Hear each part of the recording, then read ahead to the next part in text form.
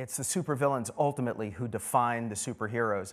And I am a subscriber to the Stan Lee theory of supervillains, that the greatest superheroes in the world, the most long-living, have had the greatest villains.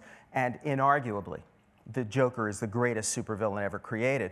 There's two more essential elements to why Batman is so incredibly popular in a way that transcends borders and cultures. One is that he's got a really cool car. That's an important element to all of this. But the other, which we've all touched on, which we all know in our hearts, he's human. He is the superhero who has no superpowers, whose greatest superpower, I always contend, is his humanity. As far as his creation, he was created a year after Superman in direct response to Superman. And, you know, even Bill Finger would have said that Batman was, in and of itself, there were things about him that were not original. He was a synthesis of many things that had already come, but what I think was unique about Batman was that it was synthesized in a way that it felt completely new.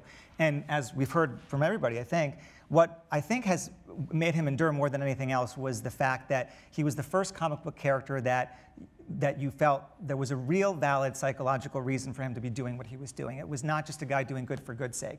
This guy was scarred, and you really could believe that a kid at that age would feel so lost that he would say something like what he said and actually, with the money, follow through on it.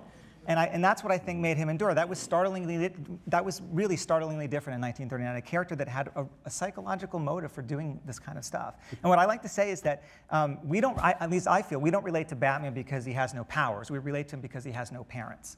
We all have no powers, but not everybody has no parents, and that's something that's so devastating when you think about it. So that was what I related to as a kid. Is this is a guy that, you know, what would I do if I was set adrift at that age? I think we're in a place where commerce has made it that every Batman can coexist at the same time. We used to have in the comics a multiverse, then it went to a single universe, now it's back to a multiverse.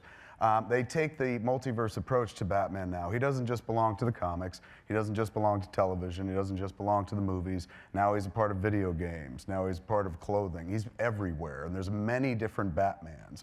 So you can coexist at the same time. Used to be in like 1989 when Michael's Batman came out, those of us that loved comics, and finally there was a representation of the Dark Knight Batman up on the screen, we were enamored and immediately turned our back on the Adam West Batman.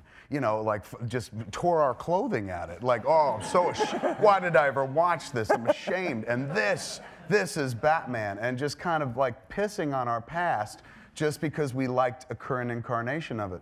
And it was, I think it was like Matt Wagner, the artist who did Mage. He was the guy, first one that said to me, he was just like, don't do that, because we were talking about it at one point, and I was just like, oh, the Adam West Batman, the campy Batman. He goes, don't do that. He's going, I bet you that was your first Batman. I was like, it was. He was like, why would you sell out on that Batman? That Batman is just as valid as that Batman.